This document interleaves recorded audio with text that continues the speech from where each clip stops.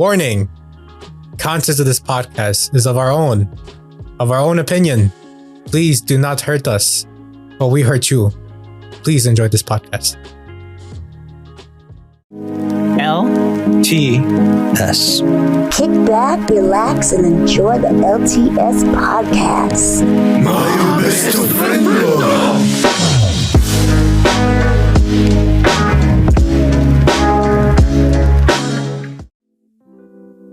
Hi. So welcome back, guys, to the LTS podcast. My name is Mr. J. Over here, I have Marquitos. Please introduce yourself. Salutations. Then I have Al. Please again introduce yourself. What's going on, everyone? Glad to be back. And today we have a new guest. We have Asia. Please introduce yourself. Hi, I go by Samurai Asia on Instagram and YouTube, all of these social media handles, and I am a cosplayer, videographer, and producer. Whew. So like a little bit of everything. Whew, that's a sugar, spice, and everything nice. That's quite the list. All together. Right. Are you the Powerpuff Girls in one? Oh no. All right, but yeah. So let's, I guess, start it off. Marcos, what do we have on the agenda for today? Well, for me, there's always been, in anything, I've always had a passion for music, specifically like bookmarks in our lives, if you will.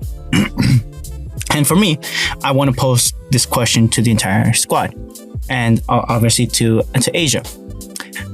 What are three top bands, and then one song from that band that has, bookmark specific section in your life? Just obviously there's going to be a lot, but if you will, just three.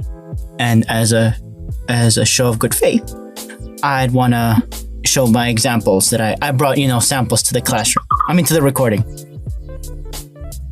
Okay. Ready? Oh, wait. Yes, so three bands. And one of their songs that these bands have produced that left an impact in the specific moment in your life. Obviously, there's going to be if you want, we can make it easy and samples, you said? Three bands, yeah, three music bands. So I'll list them out. Yeah. If you want, I could give the example. That way you can understand what I'm trying to say. Sure, yeah, give an example, please. Okay. In the meantime, everyone think about the responses. Asia, ready? I'm going to go in. And not in, I want to say chronological order for my situation, because I feel like I had a lot more time and I want to share the feelings behind each one of these. Number one is Gorillaz. And for me, it's I've Got Sunshine. For me, that song, that band was introduced to me by a family member in another country. Not only anime though, but Gorillaz music introduced to me. And obviously, like my family specifically, and obviously Alan and Housewives are from Mexico.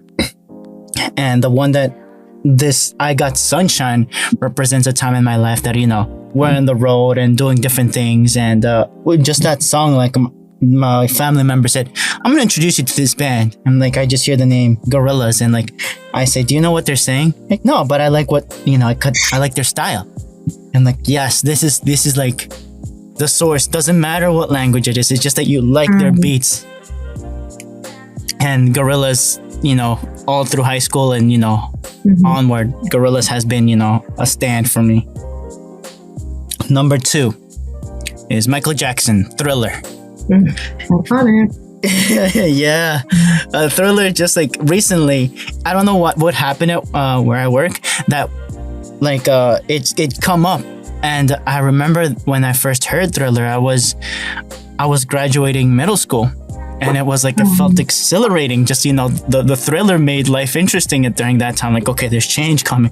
Gotta prepare for this, gotta prepare for that. And Thriller just was there with me. Again, a distant family member, this was in Mexico, was a fan of Michael Jackson. And he once in a while I would hear his playlist. He was like a younger cousin of mine, but we didn't, interact that much. He was a longer, farther away. Whenever he came around, you best bet he'd be putting, anytime he got a chance, Michael Jackson music, and he would always play Thriller. So it was always a thrill listening to Michael Jackson. Now, Yeah. And the other one is this one is like early. This was in high school for me. These three songs. This one is in high school now. Paramore. Paramore is Crush Rush Crush. It was that time like I recently moved back in to this country, and I was like in the thick of it, and I think I heard it MTV just before I left the country and over there in Mexico, and was coming in like, ooh, what song is this? And I was listening to it. I was like, yes, this is get me hyped for moving on, moving on to different places. And I made some friends just because they were listening to Paramore. Ironically, this other individual was from another country. He was from Peru, and he's like, "Oh, you listen to Paramore too?" And that's what we bonded with, and like boom, boom, like with the head rocking with that kind of songs. And obviously, there's a song from Paramore. This is my number one that impacted me for me. Not that it's their most famous one. It's that it hit me different, if you will. And in my first year and second year of high school, because I moved into the country, I had to take 9th and 10th grade in 1 year. So it was a rush for me, just boom, boom, boom, boom, boom, doing different things. I'm like, yes, let's go, let's go. I would not do that again. I would not do that once. I just had to like make up everything. Like, okay, you got to make up earth science, you got to make up chemistry, you got to make up everything, physics, all those things by sophomore year. Like, come on, let's go, let's boogie. And then you got to take tests, come on. And then one of our cousins, she's been on the podcast, her name is Monse. She for Christmas one day gave me the knockoff version of an iPod, the blue one, the Zoom, I think they were called. Zoom? Something Zoom. It was a little blue one, MP3 player. I'm like, ooh, I could put music. So best bet, the first band was Paramore, and obviously they're different playlists, but best bet Crush Rush Crush was there. And whenever I had a chance, I would listen to the track of Paramore, Michael Jackson, and Gorillaz in that playlist throughout high school, and then college came around, and I'll get into different songs there. But those are my top three. Now, who would like to share? Asia, would you like to? Yeah.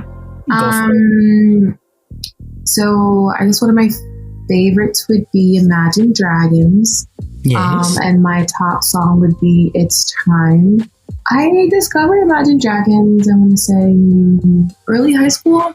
And they were my first concert ever. So I feel like they hold a special place in my heart. And I know the song, like, It's Time to Begin, isn't it? Da, da, da, da, da. Yes. I think that song speaks to a lot. I think it could mean so many things, not just one thing, which is why I gravitate towards Imagine Dragons. And I don't know, that song as well, it like pumps you up, something new is starting, change is happening, momentum. So that's Imagine Dragons. Let's see. Another band is 21 Pilots. Oh my gosh. I was a hardcore, not as much anymore, 21 Pilots stan. I think they were my second concert I've ever been to. I think my favorite song for them at the time was like Holding On To You. Like knew it by heart. And that was, I don't know if more my metal days, but I was working at Zoomies a bunch, like at the time, and like the skateboard scene that I was getting into. And yeah, I mean, there was like Car Radio, like another one of their songs. I had lost my iPhone, and my friend like was like, "Hey, like, here's this song. I think it's gonna relate to you a lot." And I was like, "Wow!" Like, one, I hate you for giving me the song, and two, like, wow, this is amazing. That's 21 Pilots, and let's see, another band. Maybe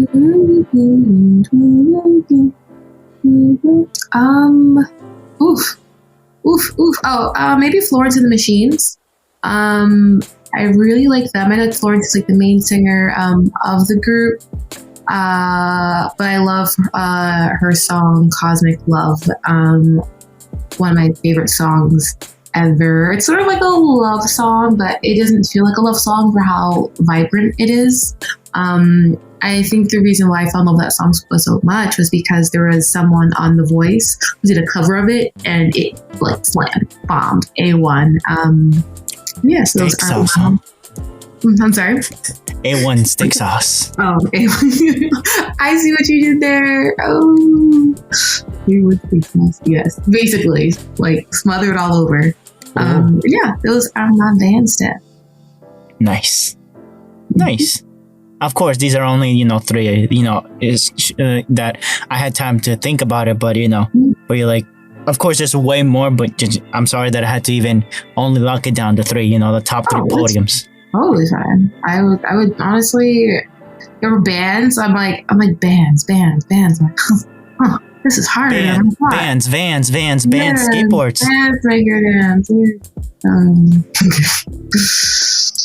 Right. Josue, Alan?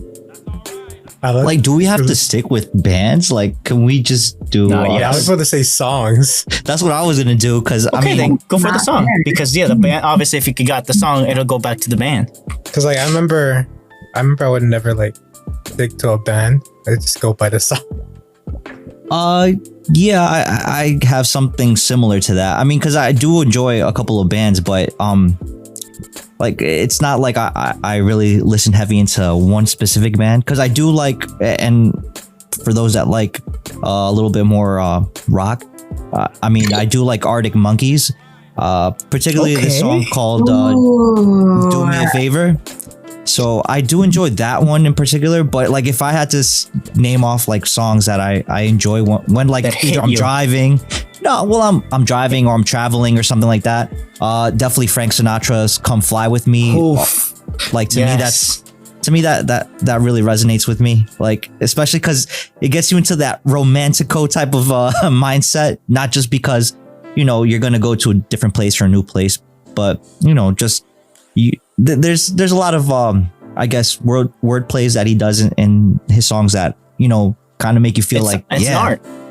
Well, yeah, of course. Other than that, I mean, I could definitely name off like something a little bit more old school and like Orleans or Orleans, however you want to pronounce the band. Still the One. I'm pretty sure if you're like to listen to old school, I guess, or like a little bit not of our generation, might be one to listen to. But I mean, nowadays, I guess I'm a little bit more listening to something that's a little bit more openings maybe or endings of certain anime songs, right? OPs, yeah. I was also thinking about that too. I mean, because I can also go down the K-pop route or R&B. I definitely like to listen to Joe Young that does K R&B, and there's a lot of songs that he sings or he collabs with people, and I think it's really dope. So I mean, in the parameters of let's say the early 2000s, what was your like something that stuck out with you? What song, what band or song? Early 2000s. Wow.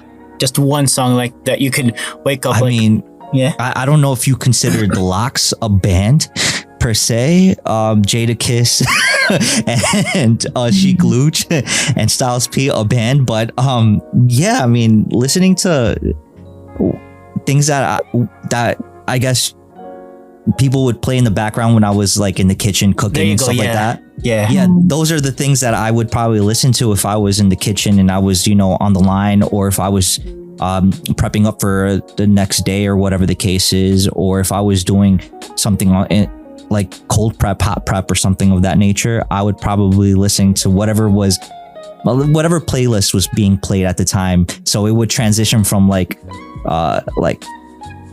literally from the Jada Kiss, the Lox, and then going to like something from like banda, right? Like something very Mexican, and then going to something really weird, like something that it might be portrayed as, maybe I didn't think of that type of music, like really 70s, 60s, like disco type of music.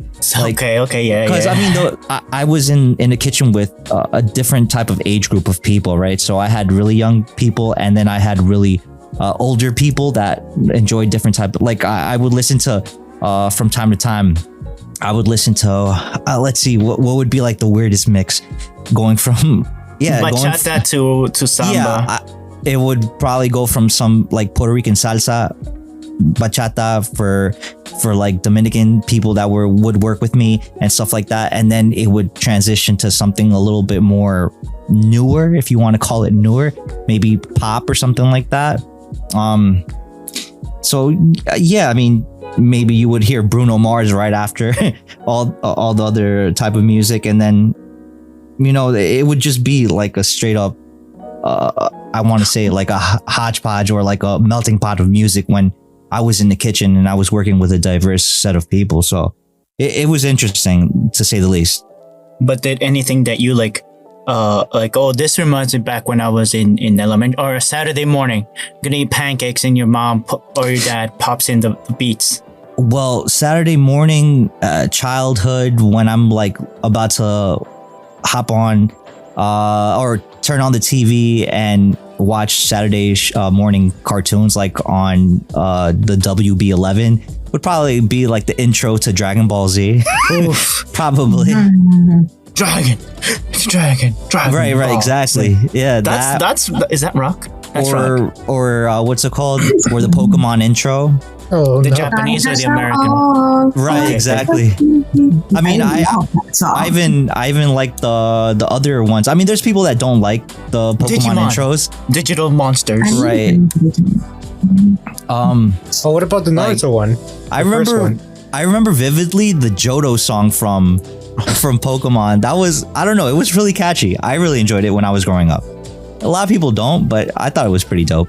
Yeah, same with I remember the X-Men Oh yeah. intro from back in the day, right? So the animated series, the Batman one, that was really Ghostbusters, good. the animated one. I didn't really watch that one. Yeah, but yeah, definitely. What else? If we're gonna go like heavier into like say Toonami anime and stuff like that, Toonami then, had its own thing too. right? You would go from like Samurai Jack. It's just like, oh, the memories. You're bringing memories back, man. Definitely Samurai Jack and stuff like that. Rurouni Kenshin. I remember watching that growing up. What's another good one? I don't remember the lineup per se, but I do remember watching Tenchi Muyo. Yeah. So Tenchi Muyo, I remember watching that. Watching Dragon Ball on it. What's it called? Rurouni Kenshin, and just things like that. That's pretty nostalgic for me. Yeah, definitely. Yeah, definitely. I remember watching that. Maybe Hamtaro was like mixing there. Yes. Oh So my childhood unlocked.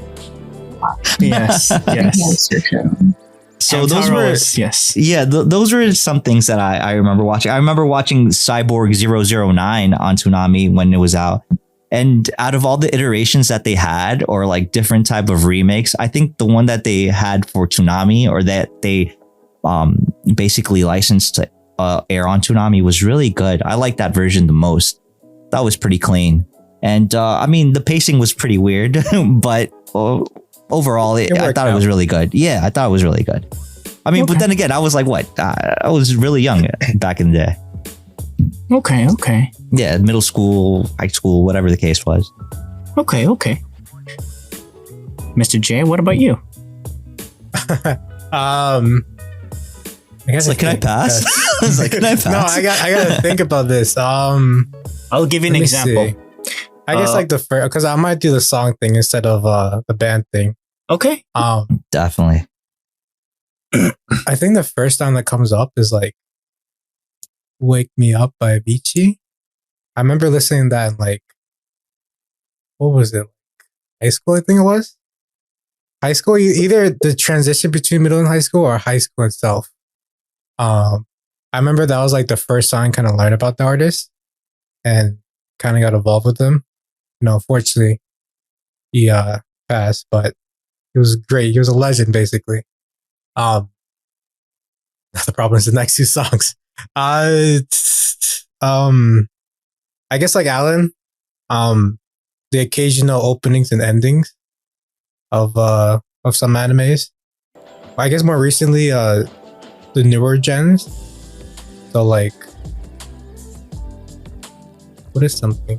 What was that song I like mentioned to you that like we joked around? Hello, is it me who you're looking for? No, the anime one. Anime. That's wild. Anime. What's the anime then? Is it? I forgot. It's not the Full Metal Alchemist one. No, it's not that. Oh. I think from Black Clover. Black Clover. Oh. Yeah, I was gonna say which one though. They had a couple of openings already. No, yeah, that one. I think that might be it for me. Don't remember. It's like anything from Lisa is pretty dope, right? So okay. Oh yeah, her too. Yeah, she's amazing. Absolutely. Wait, that'll probably be it for me. An example for me, like for time frame that I wanted to give, when Alan said Frank Sinatra, in middle school I was a lot into Taekwondo and then went to tournaments.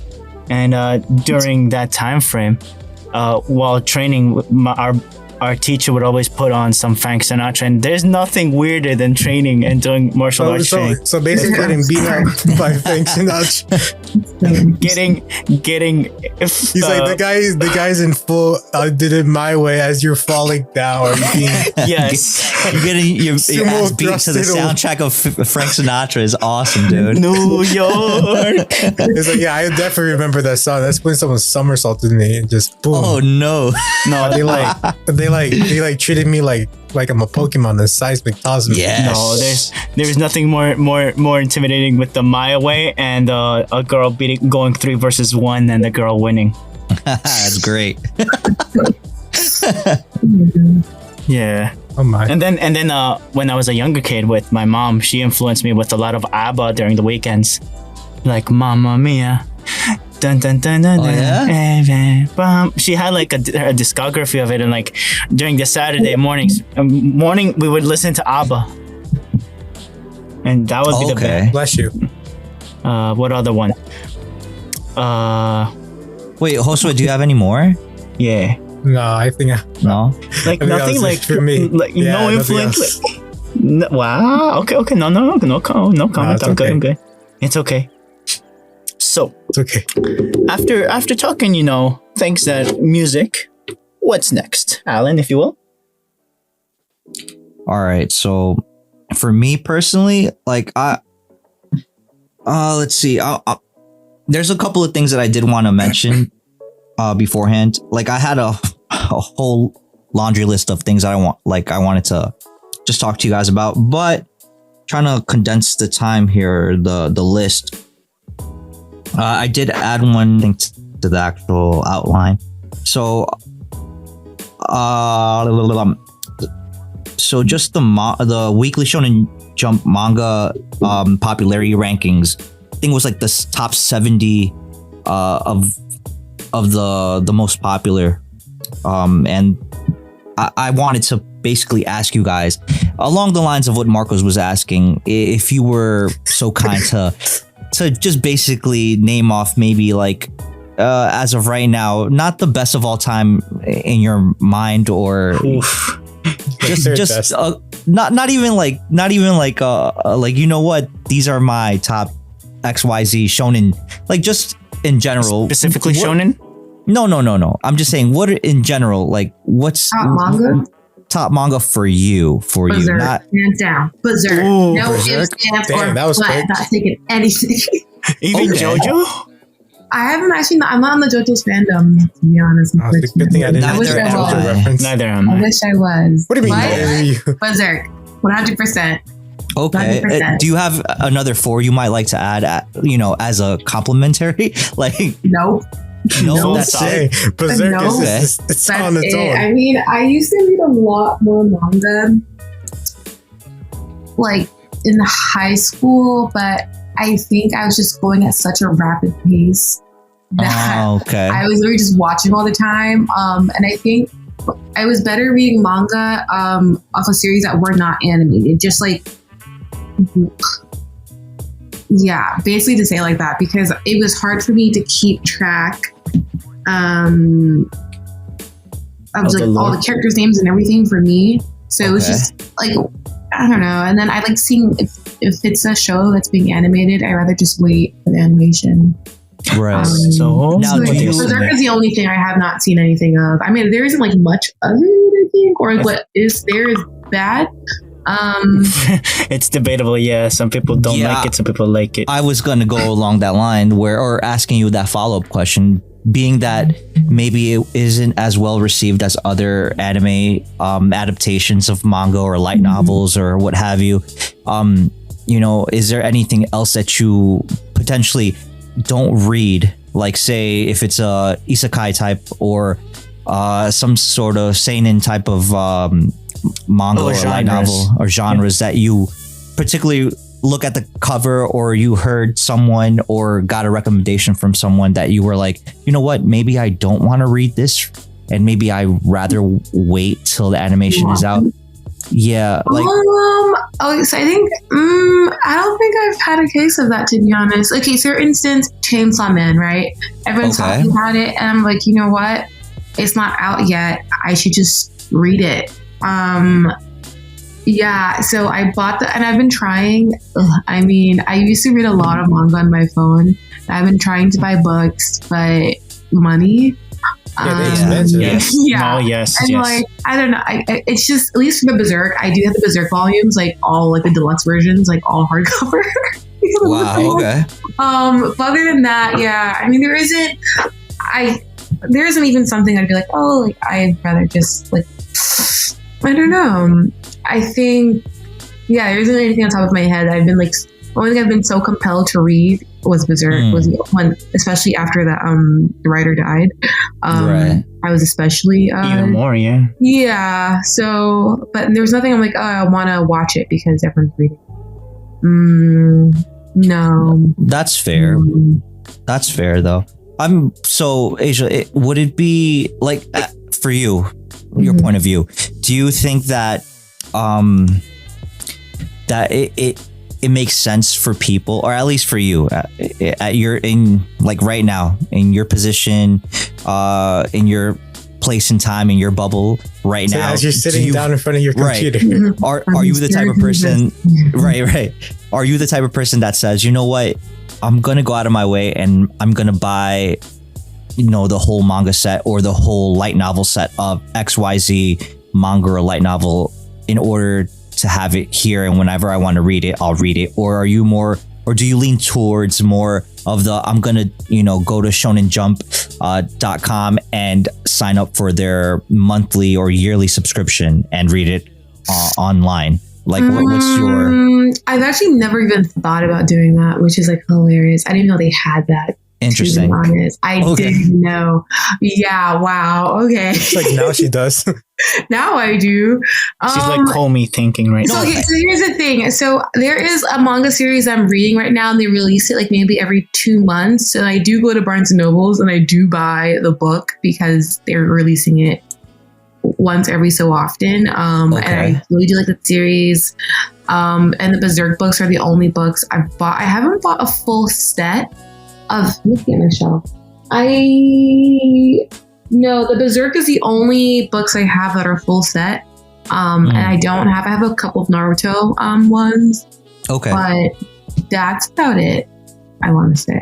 Right. I mean, money, I don't know. I want to. I mean, like, I see sets when I go into stores, I'm like, oh yeah, this looks great. But I'm like, ooh, like $100? Like, oh. No, definitely. I totally get where you're coming from. Like, I wish I was that person, but no, again, absolutely. I'm buying $50 Berserk books. Like, one book's $50. So who am I guess, to like talk about it? No, definitely. No, definitely. I understand totally. And the reason I pose a question is because you know that a lot of competition is out there biting for your money, right? Everyone wants a piece of the pie as far as like licensing and whatnot. And you see companies like a Bookwalker or something like that, or any other company that is trying to, sell you a service where you're able to buy or read content online or watch content online. Yeah, absolutely. So the only reason I ask is because and I ask this because I'm the type of person that I don't really have a lot of space where I'm at the moment. So buying physical copies just doesn't make very much sense, because I can build the bookshelves, all the bookshelves I want, or get D12s or whatever the case is to display my collection of anime figures or whatnot. But at a certain point, you know, I kind of want to sleep on my bed and have space for my bed. And that's the only reason I ask. So,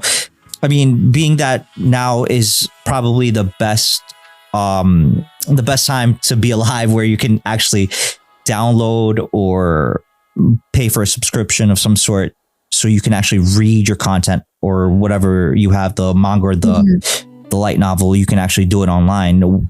That's why I ask. Because for me, that's one of the biggest problems.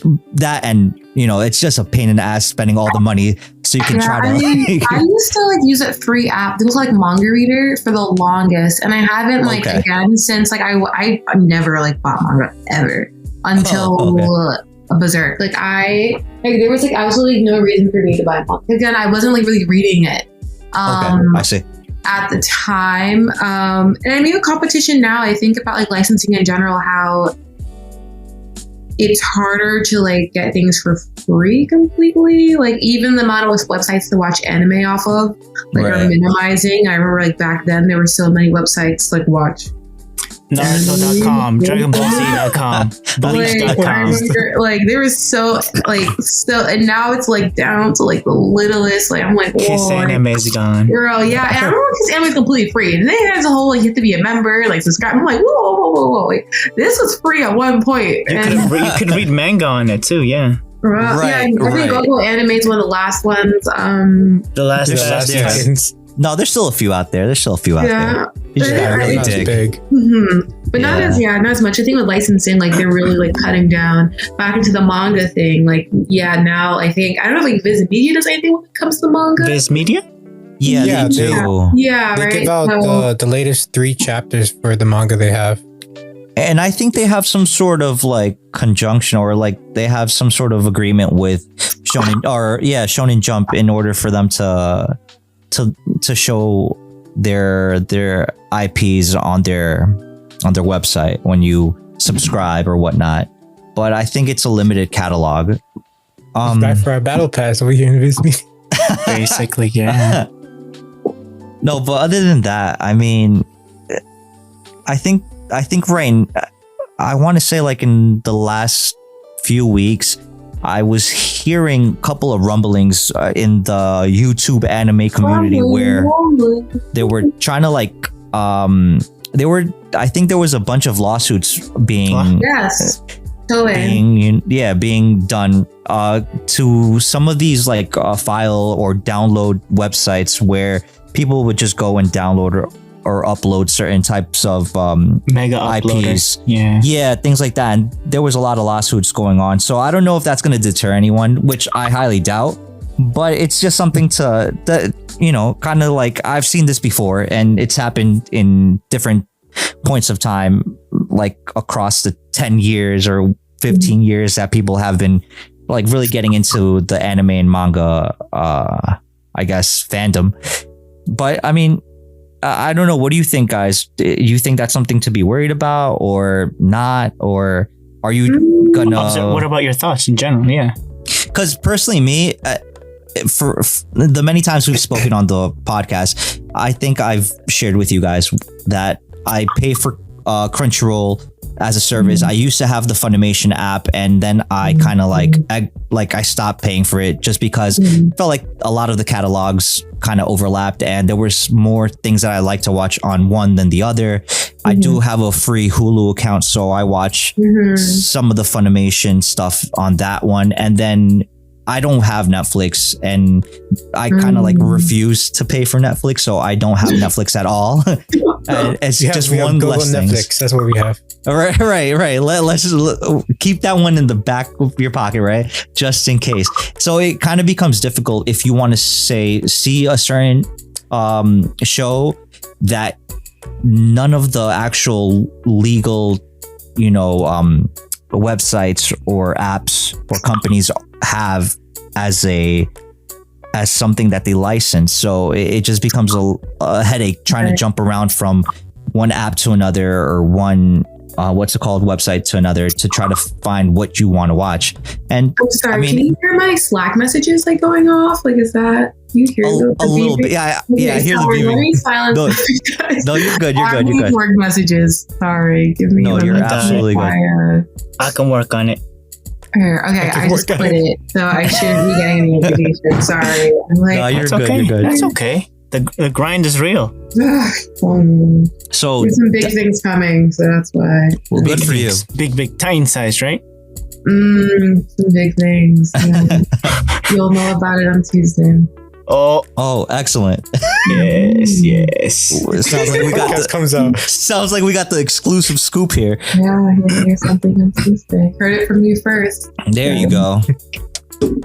So yeah, but I mean that's one of the biggest hassles I've come to like not really enjoy about this whole watching here, watching there, jumping Yeah, around, it's jumping through different from hoops. when it was back. I guess like back then when things were like you can get things for free online. I remember like 1, 2, 3 movies. I'm pretty sure it's still a thing, but And then the I wasn't viruses like that came with it. Huh? And then the viruses The that came with viruses. it. The Yeah. Trojans, right. LimeWire was a big boy. Don't worry, I back got in my the day. U-turn. It's okay. That's So how I like got my that. musics. And even now, like, I've like the whole like YouTube thing. Like at least the part I've seen on the YouTube with anime is I know like Toei was basically copyright striking a lot of YouTube creators because they had just images of their IP. Right. So that was like kind of they're like review channels and everything that Right. use screenshots even or like a small little GIF to like. Sea Dog got a bunch of those back in the day. Yeah, exactly. With what is it? The Black Butler? Butler? Or something? Yeah. It's just Just because- interesting that like now it's like that. And then remember with the voiceovers that you used to do the fan dubs that they would create their own Oh. plots. Really, Oh. there's a Don You talking about, Machi. like, Team Four oh Star? my gosh! Team There was Four one Star. channel who did like this Sword Art Online one that was like hilarious. It What was is it? like a Gangster something online. I don't know. It was like I don't know if it was a fan. It was like those comedic dubs that are Yes. Like parody. Oh my god! Yeah, but it's the parodies. Rail Those- Wars, Keijo. Oh my god! That's Those like are a great. long memory for me. And now we can just buy Nerf gears for real and just go. Yes, the Not Oculus. yet. Not yet. Yes. But yeah, No, but definitely. there was a beauty to having, the wild, wild west of getting anime back in the day, even before the internet. The VHS game, you could get Wait, there was something VH game? VHS. The market of you buying VHS. Oh. Third party in the Like flea physical markets. copies. Yeah, even cheaper than the original at Blockbusters or something else. Knockoffs? You could go to flea markets and get an anime stuff. You could get an extra stuff on the side with the anime recorded on the VHS. Ironically, I don't know how it had. You could get a Demon Slayer cake and hopefully not get arrested. Yeah. But yeah, like it slowly transitioned to the internet. Like people would be able to dub or sub specifically more, but the quality wasn't that good. There were fan But- subs. I mean, some might differ on that because a lot of people seem to like, and again, this is not a end all be all, but some people tend to like the fan dubbing because they might be a little bit more Subbing? precise. Subbing. No. When they're doing for the manga, when they're actually translating, Oh yeah. Well, Right, and first for manga, like translate the manga. yeah, when people there's the fan translations for whether it be anime like on an illegal site or if you're reading manga that it's actually available in JP and it hasn't been licensed to the West. Usually what happens is that people do like whoever's over there basically translates it, and a lot of people appreciate that. So I don't know. But how would you give them support though? No, not really support. I mean, are you really supporting the person that you're buying an illegal or a bootleg DVD Yes, from? you're paying no, $20 they bucks. They walk up to you and they're like, "Good luck." Wait, like you're talking about like the main like The shady guy Sorry, walking up to you. The guy Like, that's selling you CD um, wallets? wait, are you talking about like are you supporting like the The fan translators. are you online. supporting them by buying from them or buying like No, because I'm pretty sure you can donate because they do have those oh buttons, yeah, right? they're reading them. Oh, that's like I think they're ads. Not like ads is the thing. Like when they were doing it, so it's kind of like That's their there's a lot- support. yeah, like it's Yeah, kind they of got like some- all right, you have all these ads. Like They got That's some true. weird That's what ads I out thought. there. I wasn't in high school. I wasn't pressing to give them my lunch And money. It wasn't, right. it wasn't our Like, I computers. was It was not a even school a thought. computer. That's true. That's true. It was a school computer as well. It didn't matter if it caught stuff. Like, yeah. That's until they start blocking the websites. Oh yeah, I never lived through that. I never lived through the blocked Oh, websites. that Neither must did be I. nice. Neither To did I. get the random ones, the random websites that just so happen to go past the firewall. Like, trying to Right. find Firewall out wasn't math active in schools, my like, time. You would use you would go through a proxy type of website, right? Get I'm your telling stuff in you. there I would put in Naruto.com and just watch Naruto. all day, right? I think because of that, they also grew like people started playing cool math games. No, I was playing slime basketball. On slime Newgrounds, soccer. right? Something like that, yeah. Yeah, Okay, that makes sense. But then there's the anime like with Mega Uploads. He was a Canadian that used to do that, and he got swatted, and he got like sued for like $2 or $3 million. That's so unfair. Like, I mean, if he was making mad money, it'd be like, okay, but if he wasn't, He did. oh, He he didn't. was. Mega Uploads wasn't just used for anime and stuff. It was used to transfer, classified files cheaply Classified- and safely. Oh, Oh, classified files. oh. Internationally Right. classified. Like the secret recipe for Coca-Cola or Pepsi. Oh. But that, anime and all those things were the side wait. hustle. So I wanna bring something up. Just going back to Alan's original point. I know you said mangas, but what about manhwas? Oh, other countries. That's interesting because I mean, manhwa in South Korea and then the manga scene in China is getting pretty big and it's getting pretty popular. Because like I mentioned it before, like one of because I have webtoons and I read some webtoons off of that. Yeah. I remember when they announced Crunchyroll announced the two Tower of God and God of High School. I actually read You hype? both of them, Hmm. and I'm like, I was favorited towards more God of High School, and I remember like now after thinking about it, I think when I came out, the hype was real, but now that it's been a while, I'm like they kind of did God of High School dirty. Oh, you didn't like the No. adaptation? Yeah. I dropped Not, it. not really, because like God of High School will go into so much detail and like made sense of everything. Even now, like now that we're like, I think We talked about it in the chapters podcast. and it's like it's so cool. Like they missed out. I remember God for the original like first arc, which was the tournament arc. They missed out on a few things. I forgot what exactly, but there were some things. It's And also then they really also random. That one episode where she's getting married, like it was like what, sense? That sounds Yeah. like a side no, episode. oh yeah, I remember that. Filler. I think they went more into detail about that because I remember they went into her backstory in the actual webtoon, and even The pacing was kind of rushed for that. Yeah, I heard it a lot. even with the one of the fights they changed the outcome. It was the main character versus a character that was supposed to be important because of his borrowed power, or I forget what they called it in the anime. They changed, so that fight the main character was supposed to lose, but in the anime adaptation the main character won, but he won by spoiling his ability. Spoiling. That's Because weird. the readers didn't get to know what he was. I guess I have to explain what the just a quick recap what the Bauer system is. Borrowed powers is the ability that they basically copy the abilities of gods. So everyone's a borrowed power are probably from some supreme deity or some god that has strong abilities. The character I'm talking about, the main character face, had the nine-tailed spirit. So he was I know considered you're- like the key.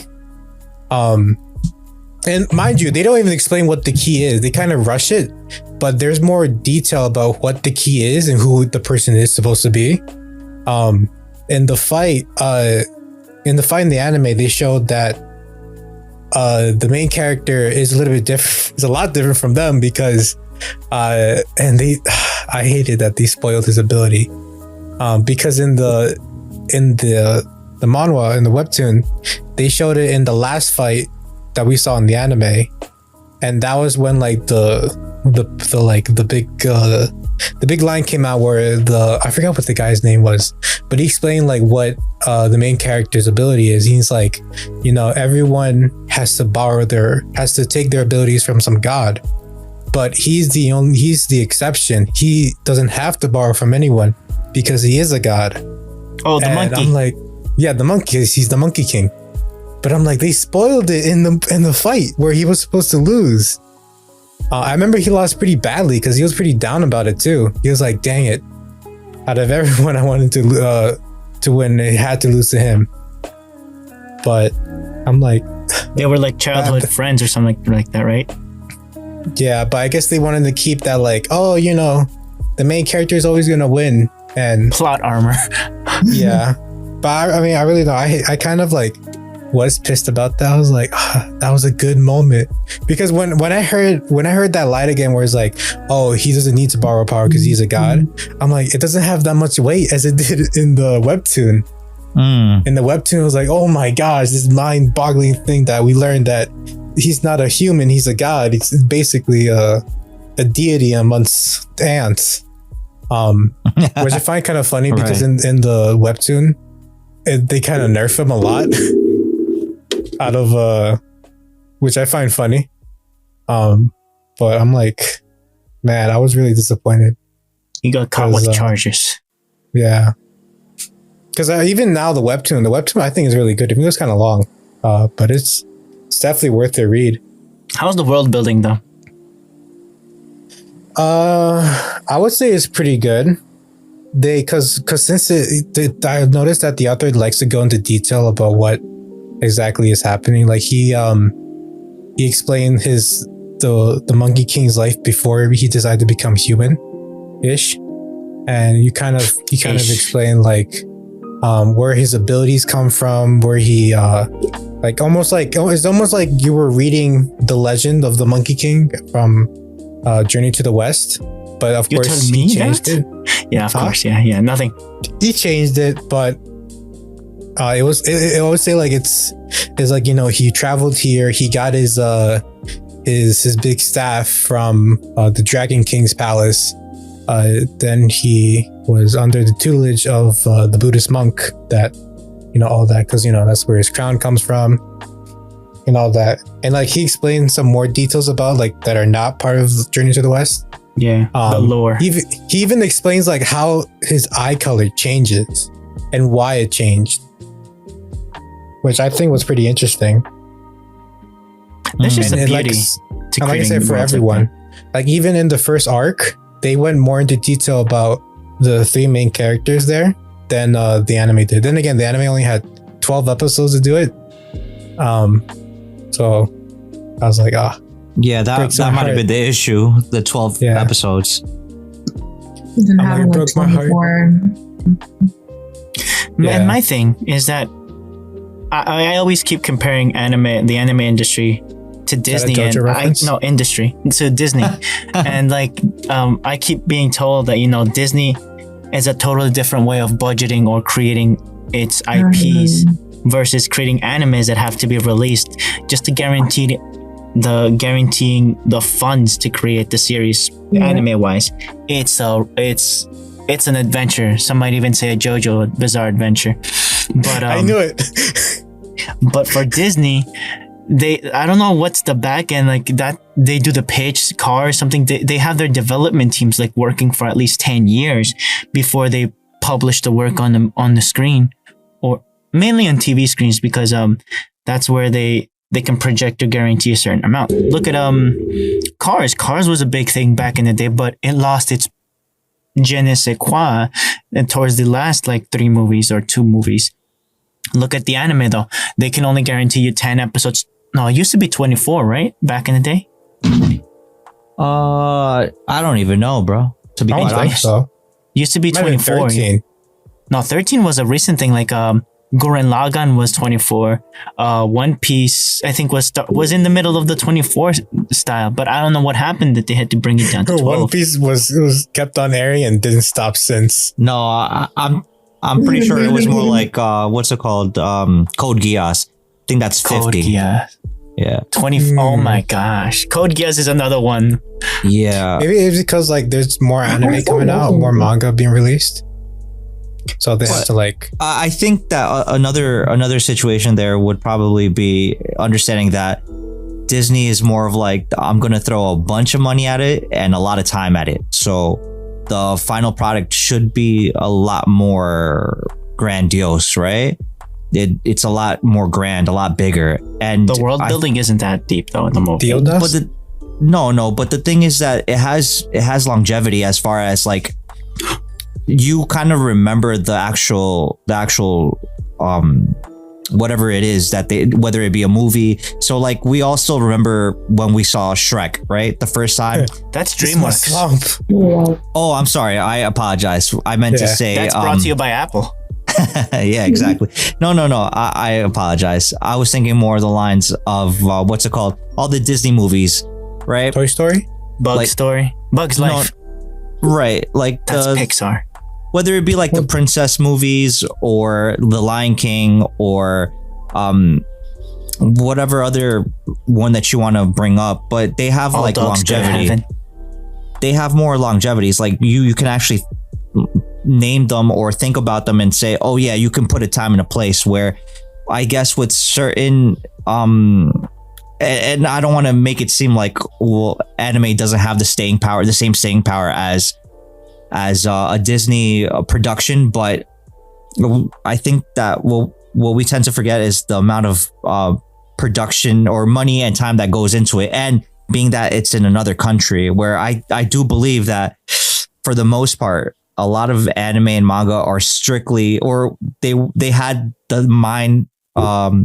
mindset or the thought process of, this is for Japan by Japan, where By Disney, Japanese for Japanese. right, where Disney is for made by us for the world to consume, and that's how they look at it. Where the West, for a lot of these companies, probably look at it and say they're just the cherry on top. That's just gravy at the end of the day. It's not even like, Not even the full Maybe mashed turkey. potatoes. yeah, they're not thinking about, oh, I hope the people on the East Coast, of America is An example, Westerners. just to elaborate Yeah. with you, there's an 80s anime called Gunslinger Girls, and they're basically based in Chicago, and it's an anime. That's interesting. But I feel like a lot of what's it called, out like things like in like Japan or like any other, I guess, country who creates things always has like American themed or other country themed things, especially American themed things, like in there, where like I feel like the blonde hair, blue eyes kind of thing that comes from the whole America.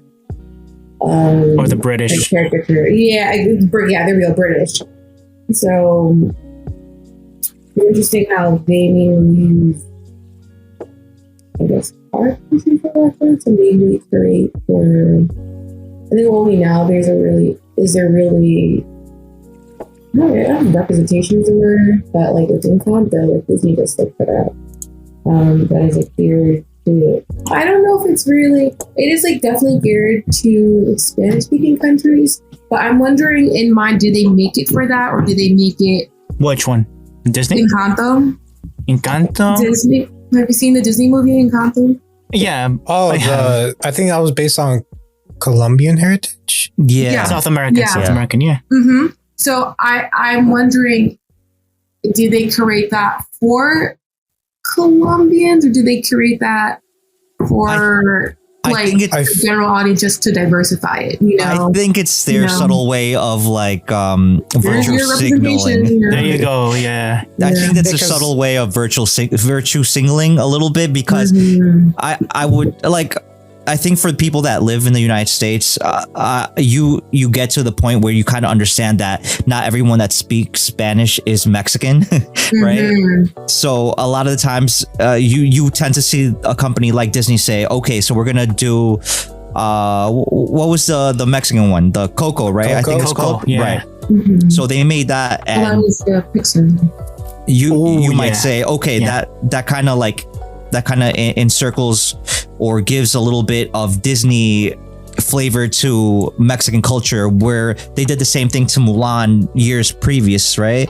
And then now they're moving down to South America, right? So they wanted to highlight maybe Colombian culture in some way, shape, or form. And to me, it's like, okay, that's great. I mean, I much rather watch Wall-E, if to be perfectly honest, or Shrek by that matter.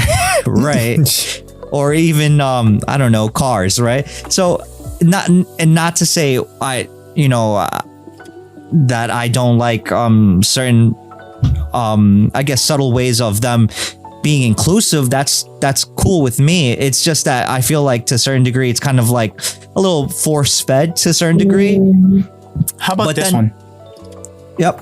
It's got a carved corner towards children's demographic versus anime it's too big of a, it's like trying to say American animation and Japanese animation in general versus Disney and Toei. Well, that's the thing. I think for anime, on top of like the different types of genres that anime or manga or any of those mediums can portray, again, I think it's still very Japan Region and Japanese. Well, yeah, but at the same time, they look at it from the perspective of they're the heroes, right? Of course, yeah. Right.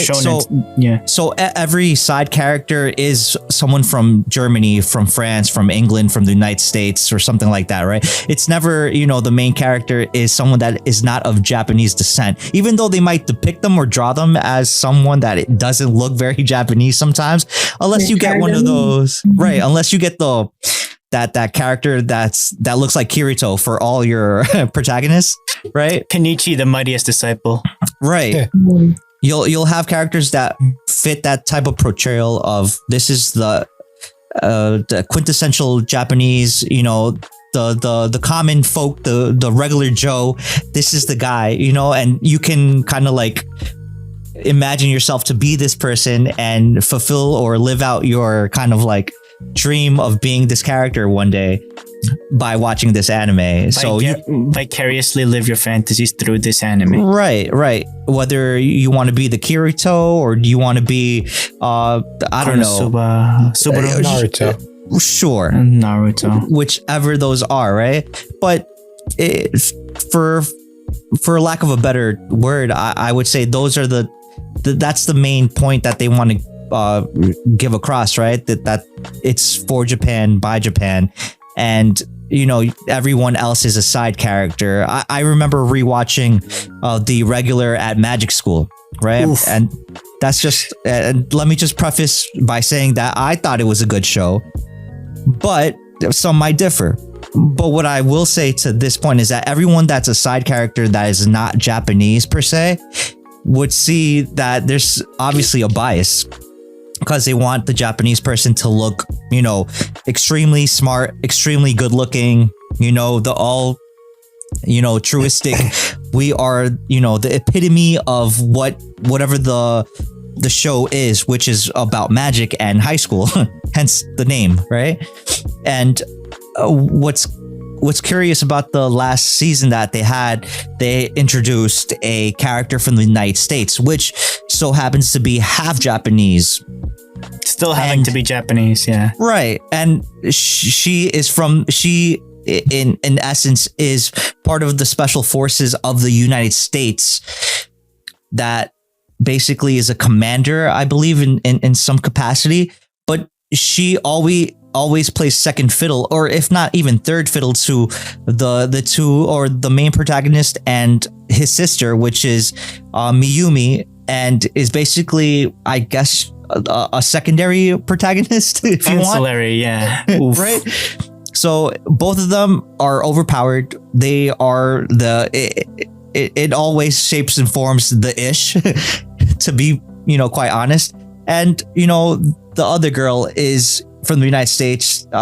She kind of plays second fiddle, and she's never top dog of her country. But she can never obtain or get to the level of where the main character and his sister is. So obviously the bias is real, Another one, that's true. Another one I can name is, I don't know if you guys ever saw the isekai named Gate. Yeah.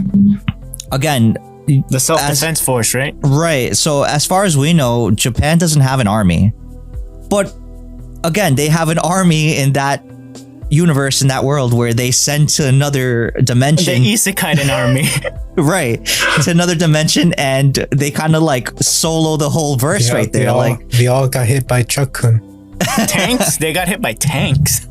And the funny quirk, or the endearing quirk about the main protagonist, is that he's a otaku through and through. Oh, I forgot about that. And that's what's so silly, what's so funny, because it's like people can kind of relate to the person, but obviously maybe not one aspect of his life, but the otaku type of world that he lives in, very much so. He's even divorced, and he's good friends. He's very good friends with his ex-wife, because I think she's a mangaka of some sort or something like that. And it's really funny. But again, it goes back to what I was saying in the beginning. It's very much that perspective of made for us, by us, and yeah, we are the main, protagonist. Everybody is a side, protagonist, or a side ancillary character that never will reach the same level as us, basically, is what I see. It's not always like that, but for the most part, that's the secret recipe or sauce that I look at it. I don't know what you guys think. I think sauce is delicious. But yeah, I think you got some points. I can see that. I could be totally wrong. Absolutely. It's okay to be wrong. We're not here fact checking each other. For me, like, for example, I don't know if I shared it with Mr. J and Alan, but let me check. Back in the day in World War II, Disney was doing badly economically with their content creation. I'm talking as if they were YouTubers, but the thing that sustained them was creating characters that was, the everyday person, because it was WW2, the two main characters that stood out a lot, and it was Mickey and Donald Duck. And Mickey was portrayed as the alpha guy that would run into and take care of business, versus I thought you were talking about Popeye. No, I'm talking about Disney. Disney's they had different squadrons, tank squadrons, all those things with little buttons of Mickey, Donald, because these people were like 18-year-olds, 17-year-olds, 20-year-olds. Like, they were still more or less, kids. They related a lot with different things. And Donald Duck was like by far the most popular one, with air squadrons, with Navy, with army infantry, because it represented the individual that's not going to be the hero, the main character. He's just trying to live his own life. He's got his quirks. He's got his attitude already set as a person, but he still has to just peel potatoes so that the army can eat. That's like the mainstay that still sticks today with Donald, and versus Mickey. Mickey's like the hard charger, the one that taking the lead in the situation, and it just stuck. That's their lore now with Mickey and Donald specifically. But sorry, Marcos, to cut you off, but that's more or less propaganda that was kind of like, it had to be done time and place, right? I guess. Everyone's in their generation, yeah. Yeah, because even, I want to say maybe even Ford or whatever other company was out and about in that time, like kind of had to do some sort of propaganda. The Riveter lady, what's her name? I don't remember. Another propaganda about for ladies working in the factories. Right. Revy the Riveter or something like that. Yeah. That was propaganda. I don't really remember anything from me. But if anything, it's like history's a blur. But if anything, it's what just kept Disney afloat for them. They could sell buttons, do drawings, little cartoon snippets, and unfortunately, even how to assemble weapons and all those things. They even did animations. Is that a JoJo reference? No, unfortunately. Even JoJo was in World War II. Oh yeah, it was. Wasn't there like a Studio Ghibli movie that was like World War II? Yes. Pokoro? No. Oh, yeah, I think there was a couple, to be honest. There was the one with two, like on Poppy Hill, I think, something like that. Mm-hmm. When Mary was there. No, not my Rosary. The other one, when the wind rises. With the pilot, I think, right? Yeah. That one Yeah. was really- But that's the creator did it because of his family, like story, like his representations of what family members did. Because like what's his name, Ghibli, the creator for Ghibli, was had family members that did that during World War II that he got inspired by. Versus Disney, they actually had to keep the building open by drawing propaganda, unfortunately. But still, you know, each one inspired because of family members versus the other one actually had to be in the thick of it drawing stuff to maintain an economy, their economy. That's like something that I never, you know, one being inspired by creating lore and the other one actually being in the thick of it and doing stuff, selling buttons, merch, if you will. And that's just like a totally different perspective that I never thought like that we can see shown in Disney. Of course, Disney's not doing, I don't know if they're still doing propagandas, but still, like anything's a propaganda. Anything's a propaganda though. Something's trying to be sold There's at a lot you. about Disney. A lot of people are Disney. Yeah. That's my TED talk. That's your There you go. Donald Duck didn't do anything wrong. So wait, That's your guy, huh? I have another topic here. Yeah. Go ahead, buddy. Just it's out of space. Asia, have you watched any of the recent animes? Yes. Okay, so What are you talking about? Dress Up Darling. No, I have skimmed through it, but no, I know it's on cosplay. Who would have thought? Well, no, I was just gonna ask, like, is there like any similarities between like what they had to do, other than I don't know if you make your own cosplays? I've only made from complete scratch from fabric. I want to say one. That was like, at least I top of my head. What I do for a lot of my cosplays, I put like pieces of things together that I have at home and just like kind of make it work. But one cosplay I've made from complete scratch, like making fabric, was my Road to Eldorado cosplay. That was very stressful. Well, have you ever had them like custom, like had an outfit custom made? No, I haven't. I haven't had anything custom made. You didn't have like those like extremely detailed layouts to be like, okay, so this is how it's gonna work out. No, I'm janky. I'm sorry. Unfortunately, I wish I was that person, but I'm not. But it's okay. No, yeah, because I was interested. There's like really cool builds and stuff that like I want to do. It's just, I think it's kind of intimidating when you see like people make armor and stuff, and like you want to make them, but you don't know like how to. So that's why for that, because I've definitely bought like Warbler and like the foam to make armor. But it's just a little intimidating doing it, you know. No, because I was just the hardest part, I think.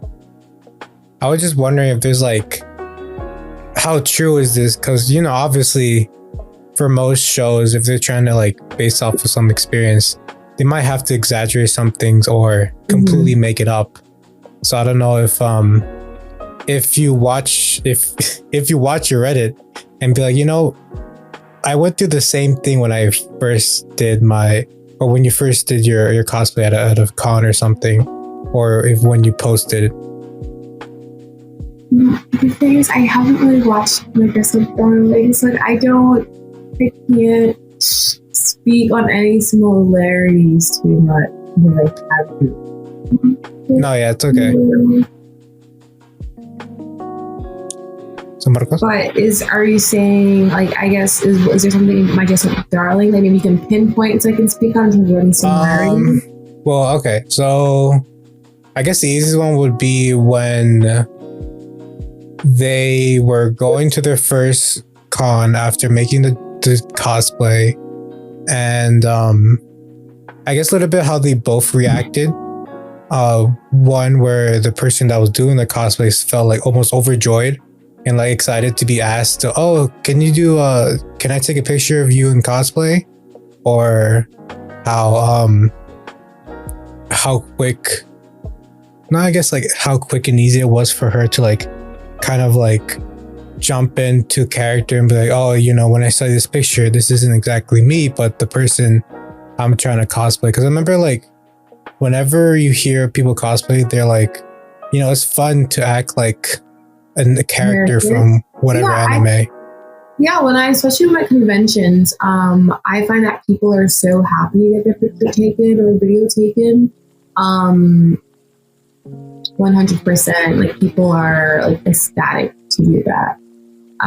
Because I see it and I'm like for instance, like I took a video of a Mega Man and he did the whole kick flip and like the eyebrow raise and like he did like the whole thing. That's crazy. Mm-hmm. There's so many instances where people like get into character on the spot. Like not only the physical appearance, but also the 100%. Like the mental, I guess. I'm trying to think of another example. Like I shot like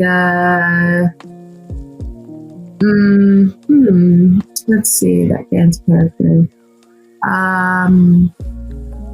I think Mega Man was a good one. I think like an Attack on Titan one that I shot, like someone like dressed up as like a colossal titan and had like stilts and was kind of like stomping around on the stilts, and they were so like tall, like they're on stilts, they're like circus stilts.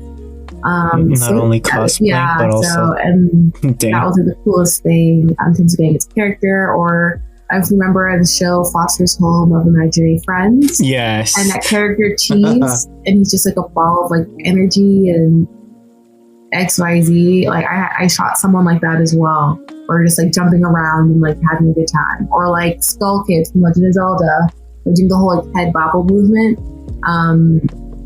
Like everyone is like super jumps into character, so excited to film. Maybe some people are so surprised, they're like, wow, if you want to take a picture of me, what I've worked on, and they're super appreciative of that.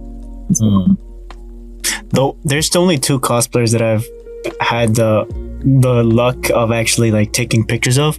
One was Urza, and the other one was Sailor Moon. Yeah, and and then slowly, sneakily in the background, we got photobombed by a Spider-Man. Walking there, Spider-Man and Batman, on the side. Only in New York, brother. Oh, I thought you were gonna say you caught 3 Spider-Man looking at each other, just like, huh? That would have been better. That would have been awesome. Deadpool was there, but Spider-Man slowly sneaked into. We took like 3 pictures, and slowly there's Spider-Man like with just a head, and then slowly starts walking. That attitude that you're saying, I can relate. Like Spider-Man, just starts walking into the picture and becomes part of the picture. Okay. But that attitude. A lot of cosplayers love like jumping. Like it's like a fun vibe. Is this like your Comic-Con or like NYC? Right. Yes, NYC. This was NYC. But that attitude, I can't. Imagine you photobomb. Well, they do sometimes. That I feel like it would have led to a bad experience. Batman wouldn't let that fly. I don't know. He's like Batman would post up in front of Spider-Man and say, "What are you doing?" It's like, what do you want from me? Speaking of Batman, I got like what's that? There's this Batman movie that has like the villain Batman. I don't know, Merciless version of him. I basically got a cosplay version of this Batman, and he was like in armor, and it was huge. So you'll see that. Talking about Batman. I do remember in the comics him having armor, I think fighting against Superman, but I don't remember if they had a comic book. Yes, I think it's a comic book. I think it's like Batman Merciless. Oh, okay. Yeah, because the other, I think, I want to say maybe fan made was when he had like the Japanese samurai armor over the Batman suit. Oh yeah. I've seen that before as well, but I don't know if that's canon or if that's just fan made. I think it's, I don't think it's. Oh, I think that's Disney Dark has. Knight's Metal, Rock of DC Universe, creatures of the There Dark you go. Multiverse stand out, ready to invade our world, hop in the world's greatest heroes, stop the horde of deadly beings that appears powerful nightmares, versions of familiar figures. Okay, so kind of like that Doctor Strange movie that's coming out, where there's like villainous versions of the heroes that they need to stop. Oh, okay. Okay. Today I learned. Right, exactly. So, Asia, quick question about cosplaying. Do you like to collab with other cosplayers, or are you more of a I'll do my cosplay by myself? Like, as an example, like say if you were to cosplay for one of the girls from Konosuba, would you just cosplay one of the girls yourself? Or would you like to collab with another two people to be the other two characters so you have like the complete set? What's your stance on that? It depends. Since it's like a group, if it's like that, I'd love to do a collab. But sometimes when it comes to cosplaying collabs, like those are like super planned out in advance. Because I think when people are posting cosplays, they're just kind of going and posting.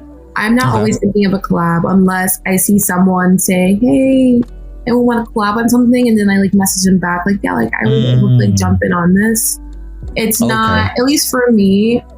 I'm just kind of thinking about myself in cosplays because just like my time-wise, like I'm just busy, so I'm not like thinking, okay, let's collab with this person XYZ. Like if it's mostly my cosplay friends, like my friends that I've made online with my mutuals, where it's like, hey, we haven't seen you in a while, like do you want to do a collab? Like, what do we do it of? Like kind of thing. Like for instance, it's very planned. It's very planned. Yeah, so it's like very planned out. Like it's like maybe like a few days in advance. So we're like, okay, we're gonna post like this day because it's like AOT Sunday. So let's post an Attack on Titan cosplay. Right. Oh, so you have like theme days. Okay. Yeah, like so. Yeah, and like usually when I do a collab, it's themed. Like for my last theme, for example, was a My Hero Academia theme because season 5 was coming out. So we both cosplayed from My Hero Academia and like in a release kind of thing. Okay. Oh, that's interesting. Okay, so usually you would plan out if with days or months in advance if you're going to do some sort of collab. And it's just for me because I'm just like I the capacity to like, okay, yeah, let's just do it. No, that makes sense. Yeah, because you have to get your agendas like all in order. Sometimes it's like stars time zones as well. We're like not all in the same time zone, so. Okay, yeah, that makes. So, do you predominantly just cosplay like in and around where you like live? Say that as an example, like say you're on the East Coast, or if you're in the West Coast, or do you like to travel around to different cons wherever they may be to cosplay? That's so interesting. When I go to anime conventions, I don't cosplay, which is so interesting. Like I'm just usually wearing like comfy clothes, and I am recording because I do cosplay music videos, so that's like my passion. Like that's like how I even like got into cosplay.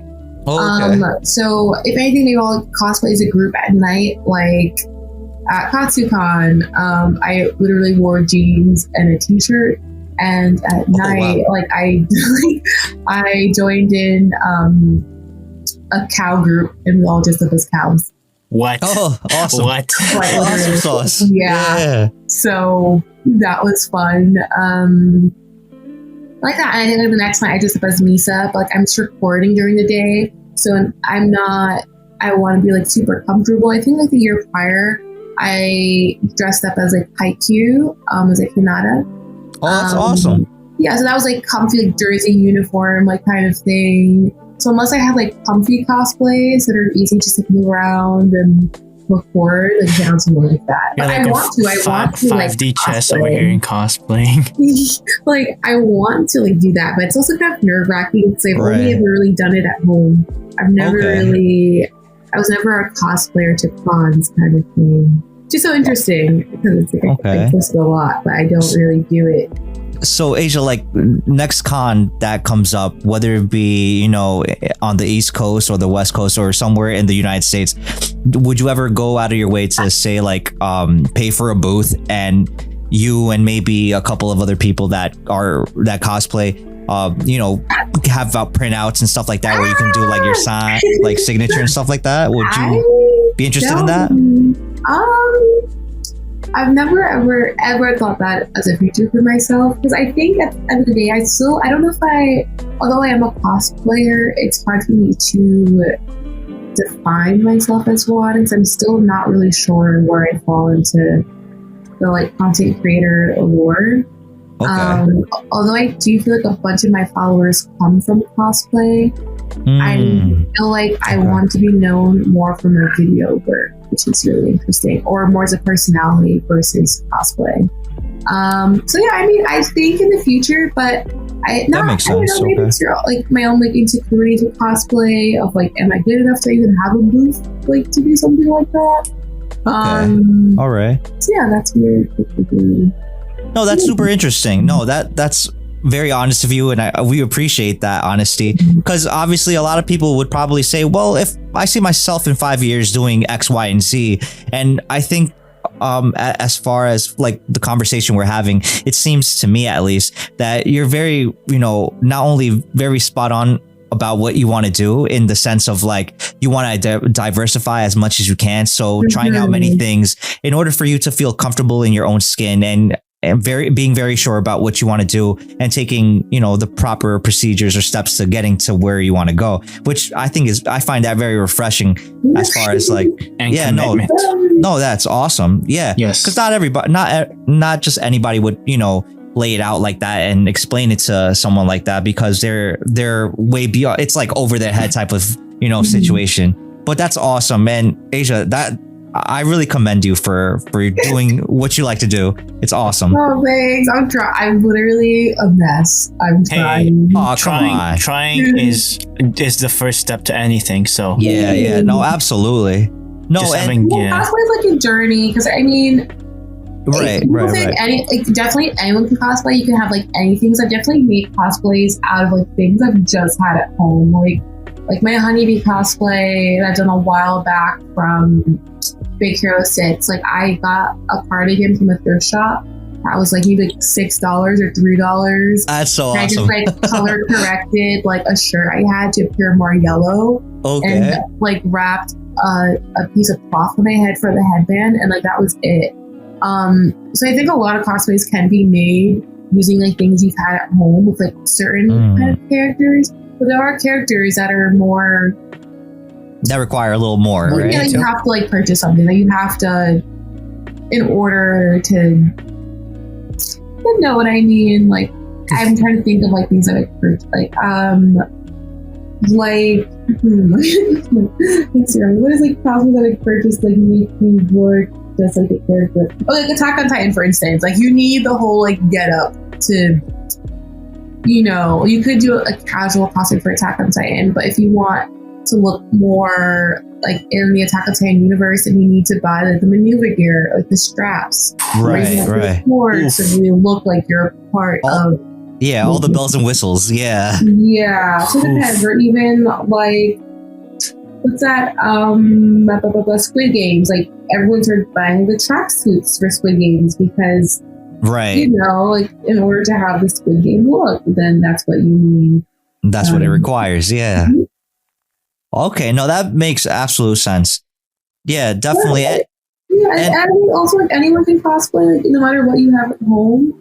It can be super simple and easy. Like, I have so many things in my closet that I've bought, but I've always like my best posts are like things that I've just kind of put together. To be honest.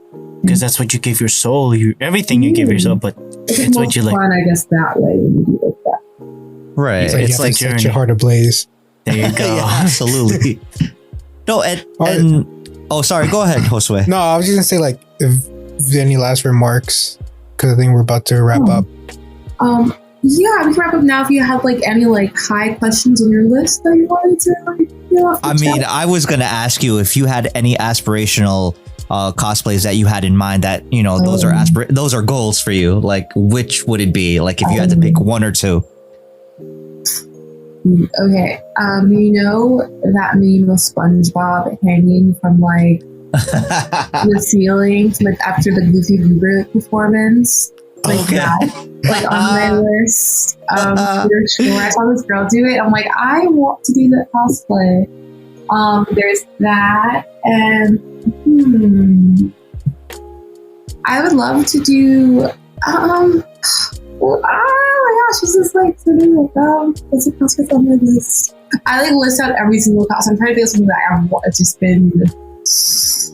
I think like what I'm planning to do, like I haven't like gotten around to doing, is the adventures of like Bill and Mandy. Oh yeah. I want to do all three. I want to do like Grim Reaper, Mandy, and Bill. So that's like something that's like on my list. And I've always wanted to do a cosplay that has like the huge like skirt and a huge dress, and to make something like that was on my goal. Like Belle, like I want Belle, but she has a dress that she uses to perform, and that's like something I would love to make. It's just like starting. That's like always the biggest thing. Is like starting something like that and learning, because I only know how to hand sew. So like my Road to El Dorado cosplay, I was struggling because it took me such a long time. Was because I was like hand sewing everything. Do you watch series while you sew or anything like to pass the time while you're sewing? I listen to podcasts. Podcasts. That's us. And like I listen to a lot of. I love listening to. Like there's just one guy I listen to where he goes over like the Halloween special of like the Adventures of Bill and Mandy, and he does like all these like old series where he reviews. That I love like watching and like listening to more so. Or even like this one guy did a 4-hour analysis of like iCarly. Yes. No way. Yes. What? Yeah, but I will listen to the whole entire The thing. passion is real. It's like you see this missing noodle from the spaghetti taco. That means something. That's crazy. But yeah. All right, so I think that should be it, right? That's how the cookie crumbles. That's how the cookie crumbles, exactly. Yeah, thanks for coming on, Asia. Thank hope you. you. Had a good time. Thank you so much. So again, this is your plugging time again. What? Oh, if you have anything to plug. Oh, my plugs. You can follow me on Instagram at Samurai Asian. All platforms. I'm releasing my holiday music video tomorrow, and I have big news that I'll be sharing with everybody on Tuesday. Big news. That I think you'll find out from everywhere, to be honest. So be in tune. So you're saying that I should post this on Monday then? Sure, whatever you want. But there'll be big news released Tuesday that I cannot share now. Big news. Big things are coming. Everybody stay tuned then. Yeah. All right. Well, thank you for having me here. Absolutely. So yeah, thank you for coming on. And we hope to have you on some other time. Yeah, sometime sooner. Like definitely. Like it won't take months. All right, excellent. Thank you very much. Stay frosty. Oh no, it's too cold for that. We're getting riled up here, so we better stay cool. All right, everybody. Peace. All right, see you later, guys. Bye. Hi there. Thank you for tuning into the LTS podcast. All the notes and more can be found in the description. By the way, we have a social media page where content is posted regularly. Feel free to reach out at us through there or via email. Both are found in the description. So Alan, don't you forget that to remind the characters or the listeners, what am I saying? The listeners that there's some little extra stuff at the end of the description of each podcast episode that you can find in Spotify, right, Alan? That's right, Marcos. A poll or maybe a link. Anything and everything. At least that's what I think. Yeah, so guys, at the end of the podcast, when you're finished listening, don't forget to participate in our polls that we usually have. I'll try to have stuff, polls, questions, comments. You could always drop us a comment, through the links that we have in the description as well of our guests and our own. Also, please rate us 5 stars on your favorite podcast catcher. Every comment is really appreciated. Music credits in the description as well. Peace.